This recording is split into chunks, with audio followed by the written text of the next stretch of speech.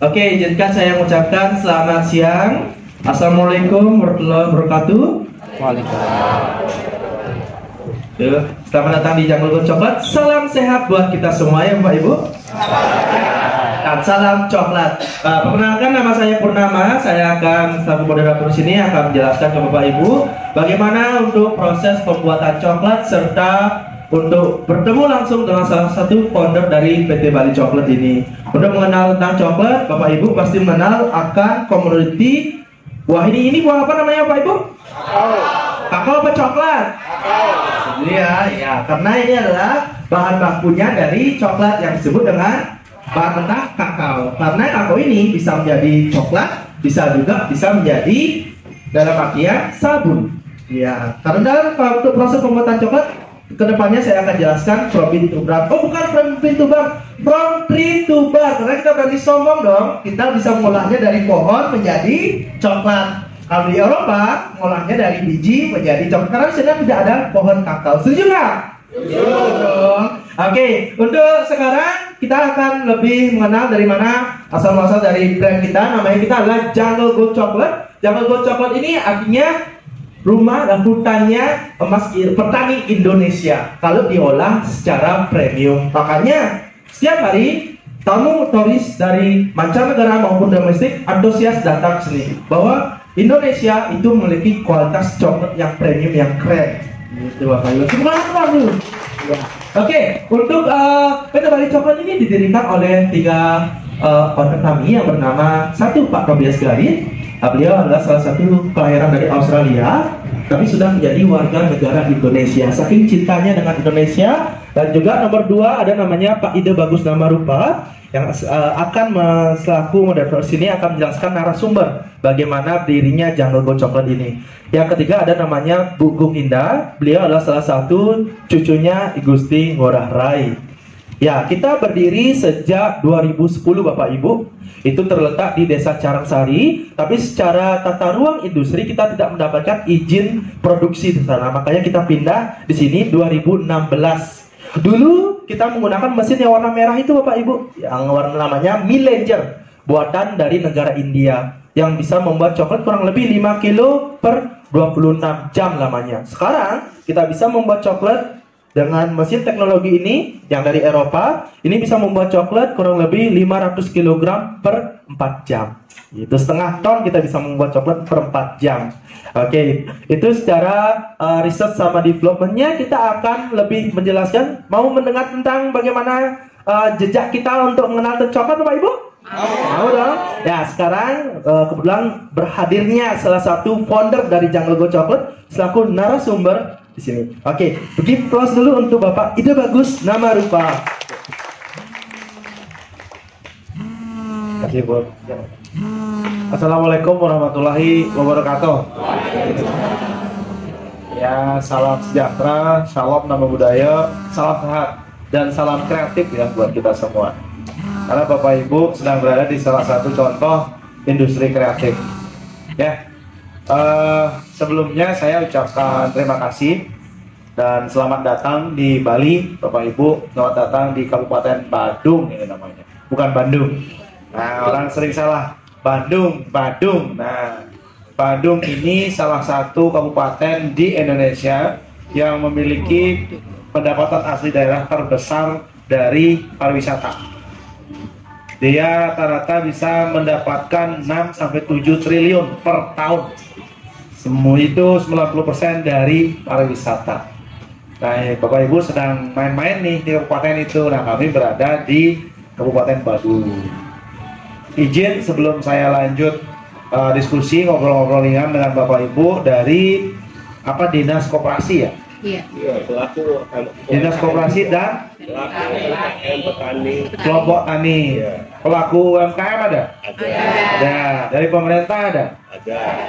Jadi Jawa Tengah? Iya. Jawa Tengah tuh Pak Ganjar ya? Iya. Oke. Ya, kalau kita ingat Jawa Tengah ingat Pak Uban di Bali kan. Pak Ganjar disebutnya Pak Uban. Baik, Bapak Ibu, jadi saya tentu tidak akan mengajari Bapak Ibu ya, karena saya bukan guru. Tapi memang kami membangun pabrik ini lengkap dengan kelasnya, karena memang ini salah satu visi kami para pendiri melihat realita-realita yang tidak terjadi di lapangan. Nanti saya cerita kenapa kita bisa bangun kelas, kenapa kita pabriknya bisa ada kaca bening terbuka segala macam. Ini semua jawaban daripada tantangan-tantangan yang kami dapatkan sebelum kami mendirikan pabrik. Karena kan kalau mau mendirikan sebuah usaha apapun itu, jadi harus jelas kita pahami tantangannya apa, peluangnya apa, solusinya apa. Ya, jadi kan di sini ada pelaku UMKM nih. UMKM itu kan pengusaha, pedagang. Jadi harus clear nih, UMKM ini bisa melihat peluang, bisa melihat tantangan, bisa mencari solusi. Pasti jalan, pasti jalan. Karena kita para pedagang, otaknya dari 3 hal ini aja. Ada peluang. Terus kalau udah ada peluang, tantangannya apa yo? Oke, ketemu tantangannya, udah ada tantangannya, solusinya apa yo? Jalan. Nah, jangan sampai menjadi pelaku industri kreatif kah, UMKM kah, tetapi tidak mengenal 3 area ini masih agak berat jalannya. Syukur-syukur bisa jalan, bahkan sering tidak bisa jalan. Gitu. Oke, by the way, perkenalkan nama saya Ida Bagus nama rupa. Jadi sehari-hari di Bali saya dipanggilnya Gus D. Kalau di Jawa Timur Gus Dur. Bali Gus D. Ya, jadi kebetulan background saya sebelum mendirikan bisnis ini dan partner-partner, saya memang orang pariwisata. Jadi saya lama di industri pariwisata. Hampir saya mulai mengenal dunia kerja itu, dunia nguli saya mulai dari dunia pariwisata. Saya mulai karir itu jadi cleaning service, gangpel itu, gangpel kamar, toilet dan lain sebagainya. Terus belajar bahasa Inggris, saya jadi English speaking guide berbahasa Inggris. Terus belajar bahasa Italia, saya jadi guide berbahasa Italia. Belajar manajemen, sempat jadi GM lah di beberapa lokasi. Terus akhirnya sama Pak Dahlan Iskan sempat dijadiin trainer. Saya ngajar ke bandara seluruh Indonesia. Ngajar apa? Ngajar hospitality. Hospitality itu apa? Semua tahu? Apa hospitality? Bukan rumah sakit loh ya. Kalau hospital, rumah sakit. Kalau hospitality itu pelayanan, service. Tapi waktu itu saya tambahkan, karena tidak mungkin kita ngajarin orang pelayanan atau hospitality tanpa pembentukan karakter. Makanya pertama saya training dulu namanya karakter development. Setelah karakternya terbentuk, baru kita kasih mereka teori-teori, praktek-praktek bagaimana melayani yang kita sebut dalam dunia sekarang hospitality. Nah, akhirnya kita mendirikan ini 2010. Ya, nah perjalanannya jelas saya akan generalisir aja biar teman-teman semua ngerti, karena teman-teman datang dengan ekosistem ya, ada pelaku usaha, ada pariwisata, ada pemerintah, dan ada stakeholder yang lain ya. Saya bagi 3 area. Area pertama itu kita sering dengar di Indonesia orang bicara hulu ke hilir. Kalau saya selalu bicaranya hulu, tengah, hilir. Saya nggak mau meninggalkan tengah ini. Nah, kebayang kalau kepala sama kaki kita nggak ada badan kan? Kaki aja jalan sama kepala, ngeri nggak tuh? Nah, hulu hilir, hulunya kepala, hilirnya kaki. Tengahnya masa nggak ada? Nah, saya tambahkan hulu, tengah, hilir. Oke, jadi untuk sebuah industri kecil seperti kami, hulunya jelas bahan baku, ya, source-nya bahan baku namanya. Human resources-nya, sumber daya manusia siapa di bahan baku itu? Petani.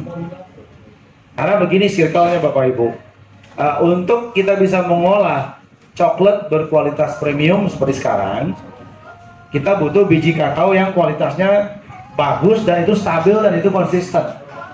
Nah, kualitas biji kakao ini akan bagus, konsisten, terus-terusan bagus kalau pohon kakaonya sehat. Ya, kapan pohon kakao ini bisa sehat terus, konsisten? Kalau petani kakaonya merasa menjadi petani kakao ini ada masa depan. Dalam satu kata, bahagia. Nah, yang membuat petani bahagia itu sebenarnya cuma 2 hal. Harga yang bagus dan pasar yang selalu ada. Nggak neko-neko petani. Saya sudah dari 2010 itu fokus dengan petani. Tetapi saya kasih data dan fakta. 2010 ketika saya turun ke petani dan partner saya Pak Tobi itu yang mukanya bule tapi WNI. Jadi saya tanya petani, Pak, biji kakao yang bagus nih yang mana ya? Saya tuh nggak paham, saya mau belajar bikin coklat. Jawaban dari petani itu, Gus De, kita tuh nggak paham biji kakao yang bagus dan yang nggak bagus. Yang kita ngerti kadang kalau ada yang beli harganya 10 sampai 15.000 paling mahal kalau ada yang beli. Ini notnya. Bayangkan Bapak Ibu, saya mau membeli biji kakao bagus, biar coklatnya bagus.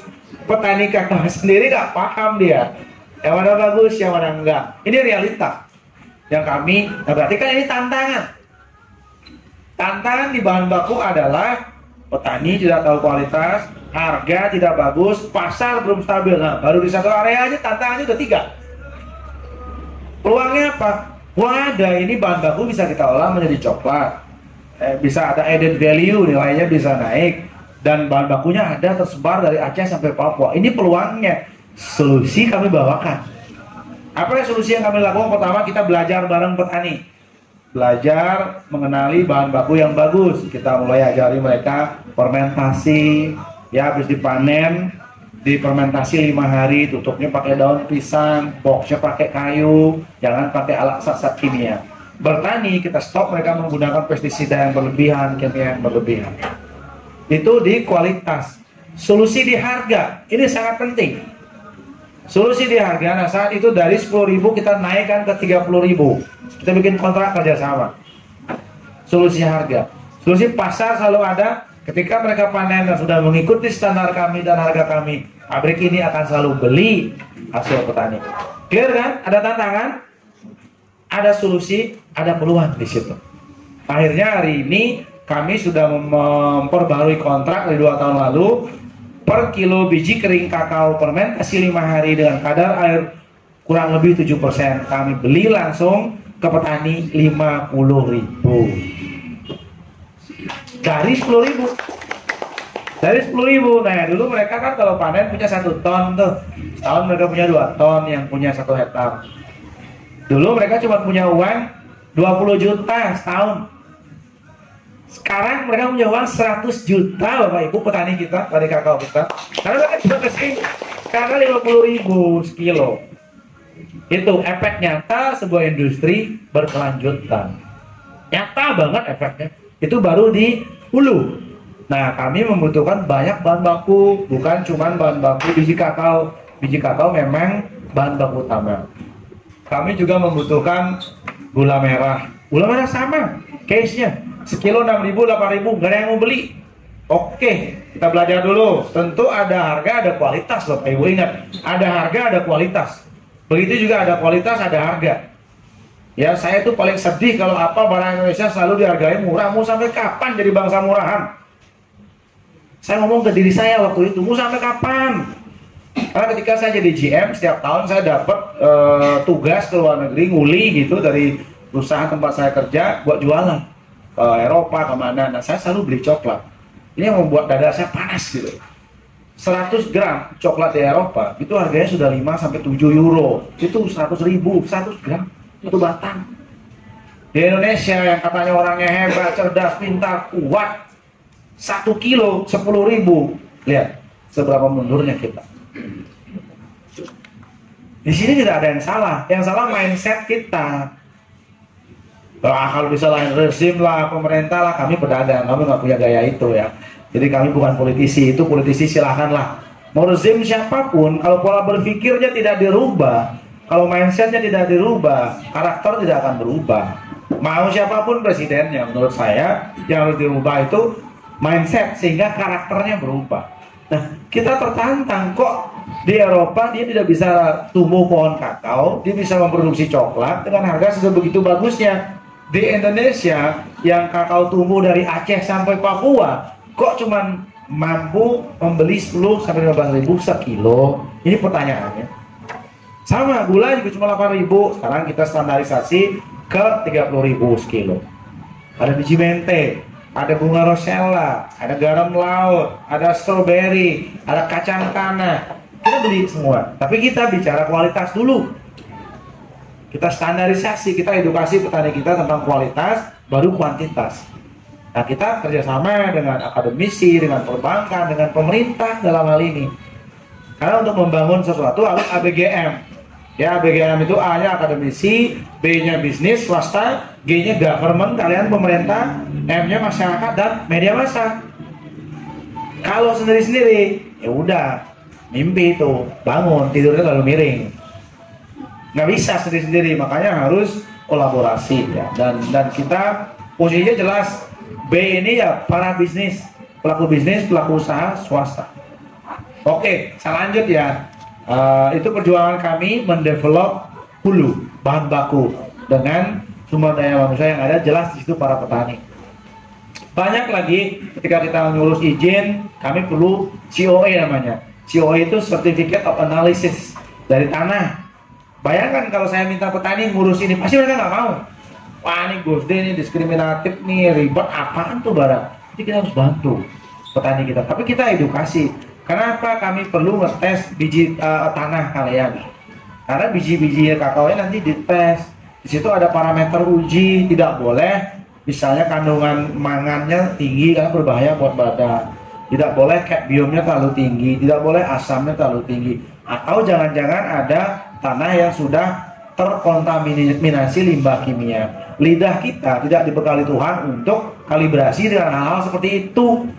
Lidah kita diciptanya kenalnya asam, pahit, pedas, manis, asin, iyo, enak, iya. Tapi saya tanya, ini makan kangkung, zat besinya berapa persen? Ibu-ibu jawab. Karena memang kita tidak diciptakan untuk itu. Makanya ada laboratorium. Makanya ketika pelaku UMKM makanan dan minuman, saya ajak diskusi, udah pernah ke lab nggak ini hasil? Jawabannya semua enggak. Ya nggak boleh. Saya rasa agama apapun mengajarkan kita kalau membuat sesuatu makanan dan minuman buat orang lain, pastikan makanan ini aman dan berkah buat orang. Jadi kalau kita nggak pernah tes, ini layak dan tidak, ini aman dan tidak, ini namanya tidak fair. Itu. Saya selalu bilang gitu ke pelaku industri, jangan mau enaknya saja, mau untungnya saja.